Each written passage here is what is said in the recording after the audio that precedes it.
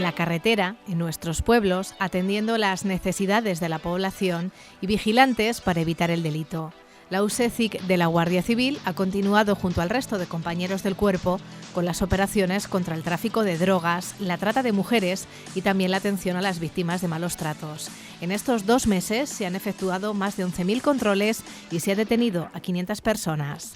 Todos, pues como el resto de los ciudadanos, tenemos familia fuera de la provincia, familia a la que no hemos podido tampoco abrazar, familia con la que hemos perdido también el contacto y luego nuestra propia familia más cercana con la que teníamos también muchas veces el miedo de trasladarles también a esta enfermedad.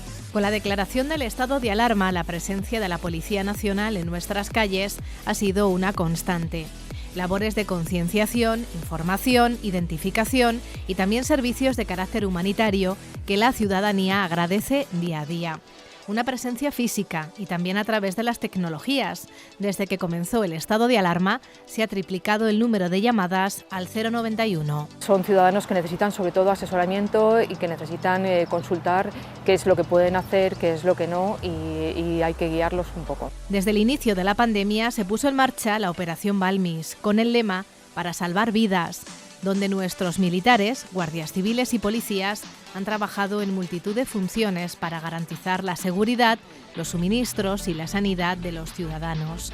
Estas acciones han sido llevadas a cabo por 177.582 efectivos, que han realizado más de 19.000 actuaciones en todas las provincias españolas. Hombres y mujeres que han estado en primera línea para salvar la vida de sus conciudadanos, poniendo en riesgo su salud sin pensar en colores políticos o credos.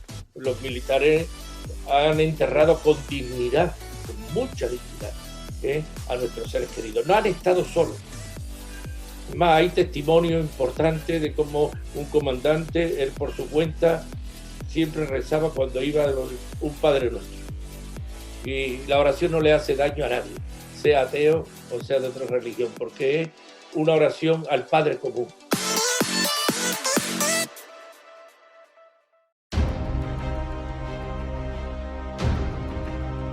Hay situaciones en la vida que nos ponen a prueba. Desde hace unos meses, la que nos ha tocado afrontar quizá más que nunca. De ahí las preguntas que todos nos formulamos intentando que la contestación sea lo más positiva posible. ¿Qué estamos aprendiendo de todo lo que está pasando? Seremos conscientes a partir de ahora de la labor de todos aquellos que han trabajado por nuestro bienestar y seguridad. Hoy en Zoom ponemos nuestro foco de atención en ellos. Aquellos cuya vocación de servicio por los ciudadanos va por delante de su propia vida. Guardia Civil, Policía Nacional, Ejército, su objetivo siempre es velar por nosotros y nuestro programa se convierte hoy en agradecimiento a todos ellos.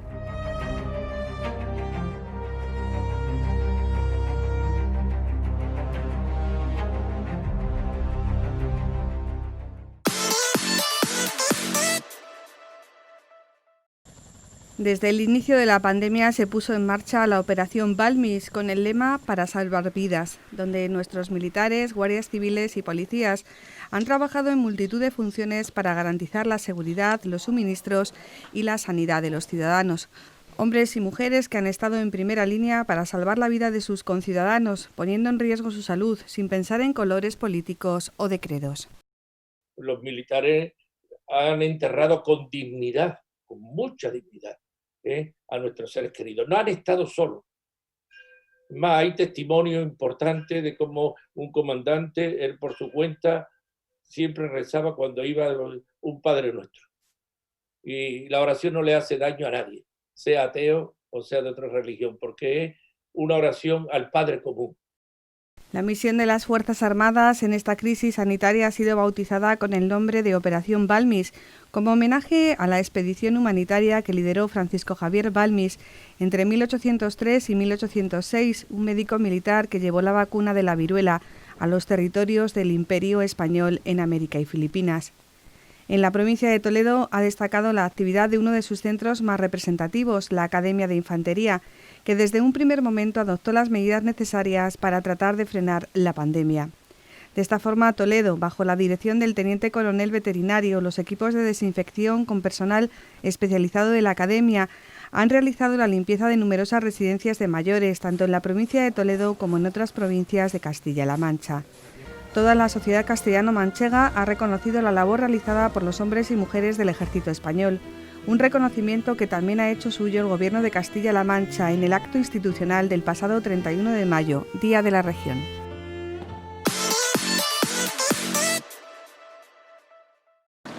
Junto al resto de fuerzas y cuerpos de seguridad del Estado y el Ejército, la Policía Nacional ha reforzado su papel como aliado de la sociedad española para afrontar las consecuencias de la crisis sanitaria tras la declaración del estado de alarma.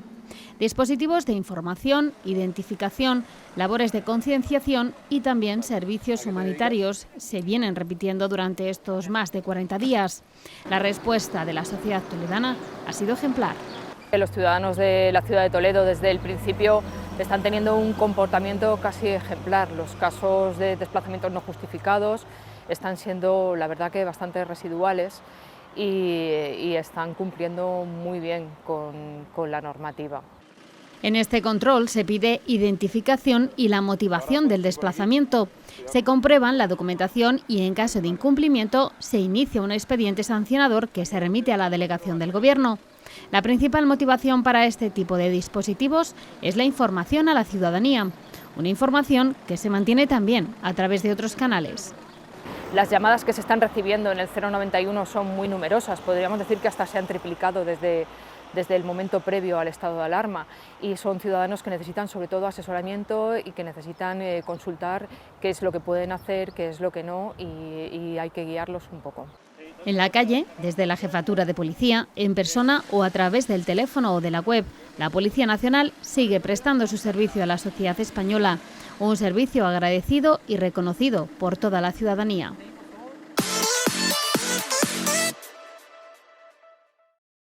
Desde que comenzara el estado de alarma, la Guardia Civil ha intensificado su presencia en las carreteras y en nuestros pueblos. Una labor de información, una labor de vigilancia, pero también muchos servicios humanitarios, acercándose a las personas más vulnerables, a los mayores, a las residencias de ancianos. Hoy acompañamos a la USECIC en un dispositivo de control de tráfico. En apenas 3 minutos la USECIC se despliega en este punto de la carretera para montar un dispositivo de vigilancia, control e identificación. Desde que se decretara el estado de alarma, a estos cometidos se han unido otros objetivos emanados de las circunstancias presentes. Aparte del tema del control para prevenir otro tipo de delitos, de robos y pues para garantizar los bienes de los ciudadanos, pues hemos tenido que también controlar la movilidad de los ciudadanos con motivo de las restricciones que habían marcado el estado de alarma. Entonces digamos que ha sido un motivo más, un añadido más a nuestra labor diaria. Igualmente se han realizado servicios de asistencia a diferentes colectivos, como entrega de alimentos o medicamentos a mayores, visitas a las residencias de ancianos, y se ha estrechado la colaboración con ayuntamientos y también con otros profesionales, como por ejemplo los sanitarios. Un trabajo de servicio a la sociedad que emana de la vocación de estos hombres y mujeres que también han tenido su dosis de sacrificio personal. Todos, pues como el resto de los ciudadanos, tenemos familia fuera de la provincia, familia a la que no hemos podido tampoco abrazar, familia con la que hemos perdido también el contacto, y luego nuestra propia familia más cercana, con la que teníamos también muchas veces el miedo de trasladarles también a esta enfermedad. Desde que se decretara el estado de alarma se han multiplicado exponencialmente las llamadas al 062 para pedir información, asistencia o auxilio a la Guardia Civil. Así, además de informar de las condiciones excepcionales que afectaban a los ciudadanos, no se ha bajado la guardia en la persecución del delito. Nosotros hemos seguido atendiendo a todas las víctimas de otros posibles delitos, en especial a las víctimas por violencia de género. Y bueno, pues y contra el tema del narcotráfico y con el tema del tráfico de drogas o el cultivo de estupefacientes, pues en ningún momento nos hemos relajado y hemos continuado trabajando. Durante estos 2 meses se han realizado más de 11.000 controles de tráfico y seguridad ciudadana y se han propuesto para sanción por incumplimiento de las medidas establecidas más de 10.000 denuncias, además de realizarse 500 detenciones por diferentes hechos delictivos en la provincia.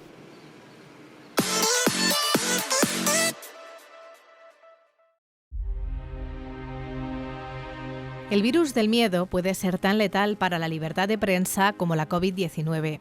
Son declaraciones de Alfonso Armada, periodista y presidente de Reporteros Sin Fronteras. El periodismo y los periodistas han estado también en primera línea tratando de contar lo que estaba pasando, buscando a los protagonistas anónimos de esta pandemia que se ha llevado por delante la vida de cerca de 30.000 personas.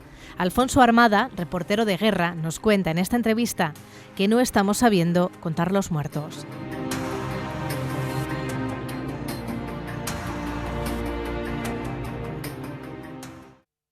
El virus del miedo puede ser tan letal para la libertad de prensa como el COVID. Son declaraciones de Alfonso Armada, maestro de periodistas, en la actualidad presidente de Reporteros Sin Fronteras. Un hombre, como dirían los clásicos, probado en 100 batallas, que tiene ahora una más que batallar, como es defender la libertad de prensa, defender el periodismo en estos tiempos que corren. Alfonso Armada, buenas noches. Hola, buenas noches. ¿Estamos realmente ante una amenaza para el periodismo y para la libertad de prensa tan alarmante como puede haber sido la amenaza del COVID? Bueno, habría que ir país por país, no continente por continente. Hay amenazas claras en países que ya lo eran antes del COVID, como China o como Turquía. En España estamos teniendo problemas. Creo que el prestigio de la profesión no brilla en su mejor momento. Creo que tenemos un gravísimo problema con las cifras. Creo que es el gran problema de este momento. No estamos sabiendo contar a los muertos y, por supuesto, no estamos contando ni sus biografías ni despidiéndoles como se merece. El asunto de las residencias de ancianos me parece pavoroso y es algo que está sin resolver. Y tengo la sensación, tanto por parte del gobierno como por parte de la población y de algunos partidos, que esto no es importante. Estamos preocupados por volver a salir, por recuperar la vida normal y estamos olvidando los miles y miles de muertos que se han ido con la pandemia. Hace unos días leíamos un reportaje muy interesante de compañeros nuestros que han sido además corresponsales de guerra y que se han enfrentado a esta otra guerra, donde venían a decir que si no se enseñan los muertos, si no se enseñan esas escenas de dolor, de alguna manera la sociedad española no habrá asumido lo que realmente hemos pasado. ¿Hay que llegar a ese nivel, Alfonso? Bueno, ahí se plantean varias cuestiones. Primero, no tenemos problema cuando damos imágenes de cadáveres de niños o de hombres, de mujeres de países alejados de nosotros. Parece como si estuvieras legitimados por cierto mal entendimiento de la compasión, de que si es un niño turco que muere en una playa, pues bueno, es legítimo que aparezcan en las portadas de los telediarios y los periódicos. Cuando es un niño español o cuando es un cadáver español, de repente tenemos más escrúpulos, como si la distancia emocional, la distancia cordial, nos pusiera un impedimento. Sobre el trabajo de los fotógrafos, yo he recibido, y en Reporteros Sin Fronteras recibimos muchas críticas de que están encontrando más dificultades para cubrir la pandemia en España que en hospitales de Libia, de Siria o de otros lugares de conflicto. Por supuesto que hay que respetar la integridad y el derecho a la intimidad de las personas, y los periodistas y los fotógrafos lo entienden perfectamente y no pretendían entrar como elefantes en cacharrería en hospitales, en depósitos de cadáveres o en cementerios. Es verdad que ha habido cierto miedo a mostrar esas imágenes y había además público o lectores que les parecía bien que se impidiera que estas fotos se divulgaran. Recuerdo la polémica que se suscitó cuando en la portada del Mundo apareció una imagen del Palacio de Hielo lleno de ataúdes, porque les parecía una falta de respeto. ¿Por qué es una falta de respeto? ¿Porque era escandaloso que hubiera tantos muertos? ¿O era escandaloso que un Palacio de Hielo se hubiera convertido en depósito de cadáveres? Me parece que no había ninguna falta de respeto hacia los muertos, al contrario. Creo que tenemos que ser conscientes de que es necesario que conozcamos los hechos. Lo decías al principio, negar la realidad es mortal. Por supuesto hay que respetar y no hay que trabajar el morbo y hay que evitar pasar esa línea que a veces no está muy clara. Pero pienso que hay que mostrar los estragos de la pandemia y los muertos son una parte fundamental de lo que ha ocurrido. Y decías antes, bueno, además de esa portada del diario El Mundo, hubo una portada anterior del diario El Mundo en la que aparecía una habitación con una persona que había fallecido, que fue todavía mucho más escandalosa y recriminada incluso por los propios compañeros de otros medios de comunicación. Decías al principio que no estamos sabiendo contar los muertos, no estamos sabiendo contar las historias de cada uno de ellos. ¿Hasta qué punto todo eso es responsabilidad del periodista o hasta qué punto tampoco El gobierno, por ejemplo, determinados partidos políticos nos están dejándolo contar. Bueno, esta es una eterna batalla. Los gobiernos quieren muchas veces, como decimos ahora, controlar el relato. Quieren que se publique únicamente las informaciones que les favorecen o les dejan en buen lugar. Y por eso les gusta controlar las cosas que se difunden. Cuando un gobierno impone leyes draconianas para impedir esto, se convierte en un gobierno autoritario. Por eso China lo que impidió desde el principio es que se difundieran informaciones sobre el COVID con efectos catastróficos para ellos mismos y para el resto del mundo. En la medida que un gobierno entiende que la libertad de prensa es connatural a un régimen democrático, en la clasificación que elaboramos Reporteros Sin Fronteras aparece mejor clasificado. ¿Y cuáles son los países del mundo donde hay más transparencia, más libertad de crítica y más independencia de los medios? En los países escandinavos. España no está en el mejor lugar ahí. Tenemos mucho que mejorar. No es una dictadura, no es un régimen autoritario, pero entendemos que hay muchas limitaciones. Y el gobierno tuvo que rectificar algunos aspectos, como cuando, por ejemplo, al principio de la pandemia, filtraba las preguntas que le llevaban al presidente del gobierno a través de un secretario de Estado. Esto lo criticó la FAPE, lo criticó la PM y nosotros, y al final cambiaron y permitieron que los periodistas se dirigieran directamente a través de la videoconferencia. Es decir, hay, creo que, cierta reticencia de los gobiernos a entender lo importante que es la crítica y lo importante que es la transparencia. Tampoco ha brillado la transparencia en este sentido. El portal de la transparencia está prácticamente desmantelado y hay mucha reticencia pues, a someterse al escrutinio público de los periodistas. Y esto lo practican tanto el gobierno como la oposición, como también los gobiernos de muchas comunidades autónomas. La libertad de prensa y la crítica periodística molestan. Bueno, forma parte del debate democrático. En la medida que hay periodismo y hay escrutinio del poder, creo que la población está más protegida precisamente contra esos abusos. Sin embargo, en esa libertad de crítica, en esa necesidad de exponer nuestra crítica, parece que, sobre todo lo hemos visto un claro ejemplo este fin de semana, aunque ha pasado en muchas más ocasiones, parece que cuando se sale a la calle a protestar y el periodista sale a cubrir esas informaciones, es como una especie de boomerang y es igualmente recriminado por esa gente que está en la calle. Algo no funciona bien cuando al periodista se le recrimina por estar en la calle trabajando, por parte de aquellos que están precisamente exigiendo libertad. Lo hemos visto en el proceso, lo estamos viendo ahora en las manifestaciones. Precisamente vamos a difundir un comunicado esta mañana, Reporteros Sin Fronteras, criticando el comportamiento de Vox y los ataques contra periodistas. Que además cuando lo denunciamos dicen, no, esos son infiltrados. No, perdón, hay un discurso contra la prensa por parte de muchos grupos extremistas. Esto nos parece absolutamente deplorable. De todos modos, también me gustaría hacer una parte de autocrítica. Creo que los periodistas, en la cobertura de la pandemia, tampoco hemos estado en nuestro mejor momento. Creo que nos ha faltado precisamente investigar de forma mucho más exhaustiva y contar mejor lo que está ocurriendo. Por supuesto que los gobiernos, tanto autonómicos como central, ponen impedimentos. Por supuesto que las autoridades sanitarias también. Y entendemos además el derecho a proteger la intimidad de las personas. Pero de ahí a divulgar las informaciones con cuentagotas o de forma contradictoria, el recuento de los muertos, como decía algo, y esta especie de diferentes barras de medir o protocolos, al final se han visto completamente irreales y con esta corrección que han hecho con los muertos últimamente, que si hay más muertos o menos muertos, la verdad que es muy desconcertante y muy descorazonador. Ciertamente, por ejemplo, la rueda de prensa del doctor Fernando Simón hace unos días, subiendo y bajando el número de muertes, tiene que ser absolutamente descorazonador para todas aquellas personas que han perdido a un ser querido. También el domingo conocíamos esa portada del New York Times, que ha sido alabada por toda la prensa y por toda la sociedad en diferentes lugares del mundo. ¿Esto se puede hacer en España? ¿Por qué tenemos que siempre mirar hacia afuera para encontrar espejos? ¿No somos capaces nosotros mismos? ¿No tenemos esa trayectoria a la hora de hacer portadas que entren dentro de la historia del periodismo? Bueno, antes del New York Times, lo comentaba ayer Gervasio Sánchez, lo hizo también el diario O Globo de Brasil, que también hizo una portada con nombres de víctimas. Por supuesto que se puede hacer. Esto es una decisión puramente profesional que un periódico o una televisión puede hacerlo, ¿no? Creo que en la prensa española hay ejemplos notables y dignos de encomio, pero creo que en España nos priva demasiado y pesa demasiado la ideología. Creo que está demasiado polarizada la opinión y los periódicos muchas veces alimentamos precisamente esta polarización absolutamente desquiciante.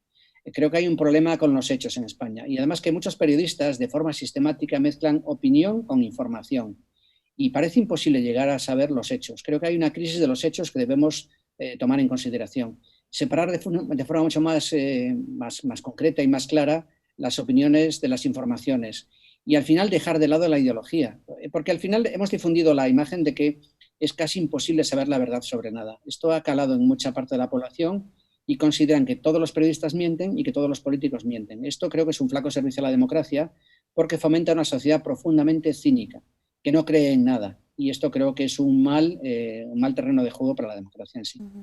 Y en todo esto todavía no hemos hablado del papel de las redes sociales y del papel que han jugado los bulos durante esta crisis del coronavirus, durante estos meses que llevamos de confinamiento.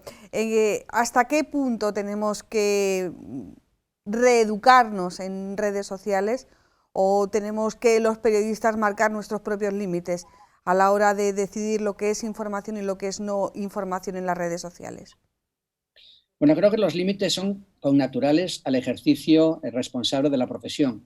La libertad no es ilimitada, la libertad de crítica no es ilimitada. Tiene que someterse a las leyes de un Estado democrático como el español. Y los periodistas tenemos que ser conscientes de cuándo contribuimos precisamente a propiciar un discurso racional y cuando estamos alimentando las redes o nuestros periódicos con pseudonoticias o pseudoinformaciones. Y contribuimos a veces a este ruido que hace que parezca imposible conocer la verdad. Entonces, bueno, las redes forman parte de la realidad y tiene aspectos gratos y aspectos muy penosos. Bueno, forma parte del ruido general de las cosas, ¿no? También es una especie de peso que la democracia arrastra el tolerar a veces opiniones profundamente desagradables o profundamente viciosas. Bueno, ¿cómo corriges esto? Hay leyes bastantes. Incluso en España está la ley Mordaza, que nosotros desde Reporteros hemos pedido más de una vez que se derogue porque nos parece que hay un aparato legislativo suficiente como para proteger el derecho a la imagen o el derecho a la integridad. Pero está claro que el uso responsable de las redes y el uso responsable del periodismo es obligación nuestra. Creo que los periodistas tenemos que ser deontológicamente impecables para que nuestra crítica sea más valorada. Y como decía antes, hacer más hincapié en el relato de los hechos y dejar de lado adjetivaciones, opiniones. No contribuir a esta especie de enrarecimiento del clima político en que los partidos ya se encargan constantemente de fomentar precisamente el descrédito, la crispación, y bueno, no hay ningún interés en conocer la verdad y posiciones que sean más sensatas y más razonables. Bueno, estamos en un momento especialmente cargado por el peso del coronavirus y por las consecuencias para la vida, lo que está cambiando la vida de todos, y la atmósfera está, pues eso, muy enrarecida. Por eso creo que la prensa debe contribuir. Yo no digo que no deba proporcionar esperanza, creo que eso no es la tarea de la prensa. La prensa tiene que intentar contar la verdad, aunque sea dura, y no edulcorarla, pero tampoco trabajar el morbo. Por último, Alfonso, agradeciéndote el tiempo que nos has dedicado a este medio humilde, un medio sencillo, pero bueno, que ya llevamos unos cuantos años haciendo televisión y haciendo comunicación. ¿Tú sigues confiando en la prensa, sigues confiando en los periodistas? ¿Cuál sería el mensaje que trasladarías? Por ejemplo, estoy pensando en tantos estudiantes de periodismo que a lo mejor han visto en estos 2 meses de confinamiento, en estas circunstancias particulares que hemos tenido, una vocación, una motivación o una desmotivación. ¿Cuál sería tu mensaje para esos jóvenes y para la sociedad en general? Bueno, que sean el ejemplo, por ejemplo, de periodistas mexicanos jóvenes que, a pesar de vivir en un país donde hacer periodismo supone jugarte la vida, sobre todo cuando trabajas en pequeñas comunidades y sufres la amenaza constante del narcotráfico o de las autoridades que están corrompidas por el narcotráfico, y que a pesar de todo, a pesar de que matan más periodistas que en otro país en paz del mundo, siguen confiando y defendiendo la necesidad del periodismo. Bueno, creo que es un ejemplo a tener en cuenta, el valor de estos periodistas mexicanos que, a pesar de este entorno tan hostil, tan difícil y con salarios tan bajos, siguen pensando en que es imprescindible tener buenos periodistas y hacer buen periodismo. Es verdad que a veces es muy desmoralizador, que las condiciones en que trabajan muchos periodistas son muy precarias, que además el coronavirus va a provocar también que haya todavía más despidos y que muchas empresas cierren y que los que se queden trabajando estén sometidos a ERTEs o a reducciones de salario, con lo cual hace mucho más difícil trabajar en esto, pero es absolutamente imprescindible. Yo, por supuesto, que sigo confiando en el periodismo, me parece una herramienta fundamental. Yo mismo, si volviera a nacer, volvería a ser periodista. Me parece una de las mejores formas de estar en el mundo. Pero, por supuesto, esto no exime de la responsabilidad de ser absolutamente respetuoso con los hechos, de dejarte de lado tus propias opiniones y tratar de propiciar precisamente el discurso sobre hechos, el discurso científico, en que dejemos de lado pues las visiones tan ideologizadas, tan polarizadas, tan cargadas de odio, porque esto fomenta al final precisamente el desentendimiento y no la comprensión ni el conocimiento de la realidad.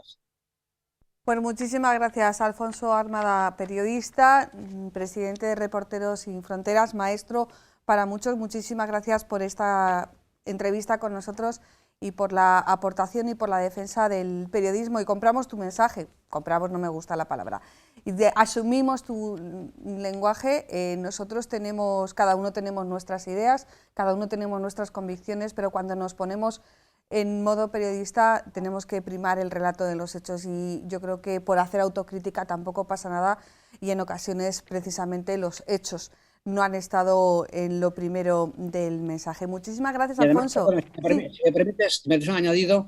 Además, cada uno de nosotros sabemos perfectamente cuando hacemos bien nuestro trabajo. Cada uno sabe cuándo miente. Cada uno sabe cuándo ha hecho las llamadas que debería hacer y cuando deja de lado su ideología para corregir los hechos. Cada uno lo sabe perfectamente. Por eso me gustaría aprovechar también para algo que me cuesta decir, ¿no? Que nos apoyen a Reporteros Sin Fronteras, porque nos parece fundamental defender el trabajo que hacen los periodistas, y más en estos momentos. Pues vaya también para nosotros vuestro apoyo. Muchísimas gracias, Alfonso. Buenas noches. Gracias, buenas noches. Hasta luego.